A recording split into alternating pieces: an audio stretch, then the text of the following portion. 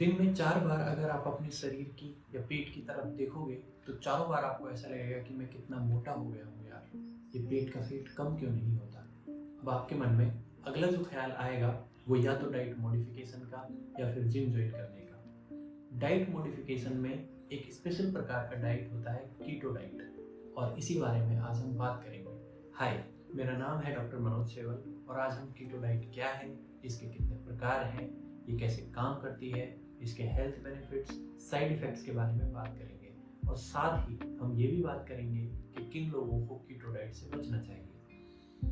तो चलिए शुरू करते हैं बिना किसी देरी के। कीटो डाइट एक ऐसी डाइट है जिसमें 70 to 80% फैट, 20 to 25% प्रोटीन और 5 to 10% कार्बोहाइड्रेट होता है। इसे हम हाई फैट, मॉडरेट प्रोटीन और लो कार्बोहाइड्रेट डाइट के नाम से भी जानते हैं।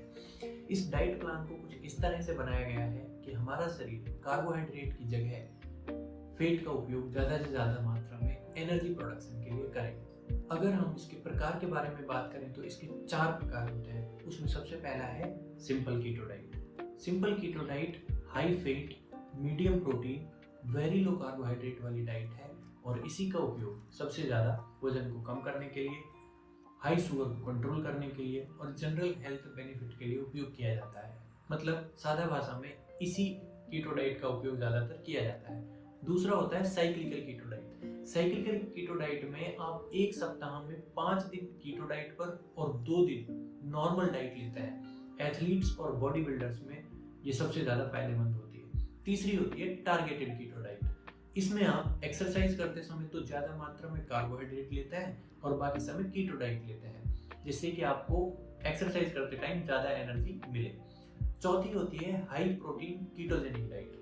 जब प्रोटीन की मात्रा को 25% से 35% कर दिया जाए और फैट को 10% से घटा दिया जाए, यानी कि 70% कर दिया जाए और कार्बोहाइड्रेट की 5 to 10% ही रखें, तो इसे हम हाई प्रोटीन कीटो डाइट बोलते हैं। इसे वो लोग उपयोग में लेते हैं जो अपने मसल मास को बनाए रखना चाहते हैं। अब हम इस बारे में बात करेंगे कि कीटो डाइट काम कैसे करती है। जब आप कीटो डाइट लेते हैं तो कार्बोहाइड्रेट की जगह हमारा शरीर, हमारा लीवर फैट को एनर्जी प्रोडक्शन के लिए यूज में लेने लगता है और वो एनर्जी यानी कि वो कीटोन बॉडीज हमारा ब्रेन और हमारी जो मसल्स होती हैं वो उपयोग में लेते हैं और कार्बोहाइड्रेट की जगह फैट का कंजप्शन होता है। तो इस तरह से हमारे शरीर से फैट धीरे धीरे कम होने लगता है।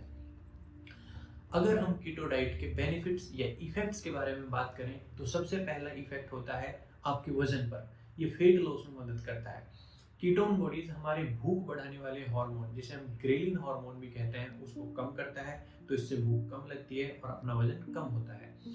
दूसरा इफेक्ट होता है ब्लड शुगर लेवल पर। कीटो डाइट हमारे शरीर में इंसुलिन की सेंसिटिविटी को बढ़ा देता है। उससे जो ग्लूकोज होता है उसका कंजप्शन हमारी बॉडी में बढ़ जाता है। इस तरह से ब्लड शुगर के लेवल को ये कम करने में भी हमारी मदद करता है।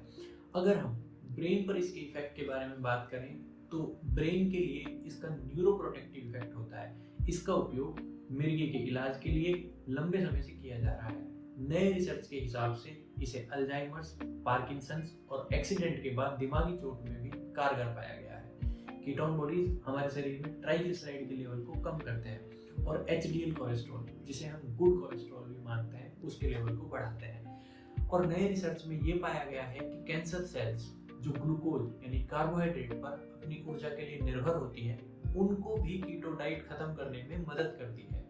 पॉलीसिस्टिक ओवेरियन सिंड्रोम में कीटोन बॉडीज वेट गेन को कम करने यानी वजन को कम करने और एनीमिक पीरियड्स को नियमित करने का काम करती है। मतलब पीरियड्स को रेगुलराइज करने का काम ये डाइट करती है।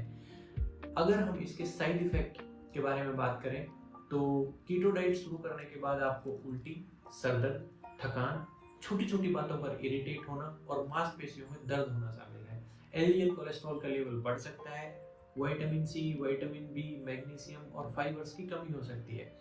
प्रोटीन और फैट ज़्यादा मात्रा में लेने से हमारे शरीर में यूरिक एसिड का लेवल बढ़ जाता है, तो उस वजह से हमारे शरीर में किडनी स्टोन के भी चांसेस बढ़ जाते हैं। शुगर वाले पेशेंट में लो शुगर और लीवर की बीमारी वाले पेशेंट्स में लीवर की बीमारी के बढ़ने के चांसेस भी होते हैं। कीटो डाइट से किन लोगों को बचना चाहिए? वो लोग जिनको टाइप 1 डायबिटीज है, वो महिलाएं जो प्रेग्नेंट हैं या जो बच्चों को दूध पिला रही है। एनोरेक्सिया और बुलिमिया से पीड़ित अगर कोई पेशेंट है, ये ईटिंग बिहेवियर से रिलेटेड डिजीजेज होती हैं, तो उनको भी कीटो डाइट से बचना चाहिए, क्योंकि ये उनकी आदतों को और खराब कर सकता है।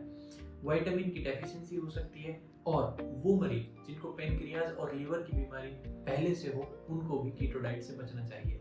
अगर ये वीडियो आपको पसंद आई तो इसे लाइक करें। अगर आपकी कोई भी क्वेरी, कोई भी क्वेश्चन कीटो डाइट के बारे में है, तो आप उसे कमेंट में डाल सकते हैं। और वीडियोस पाने के लिए हमारे चैनल को सब्सक्राइब करें और अपने दोस्तों के साथ शेयर करें। Thank you.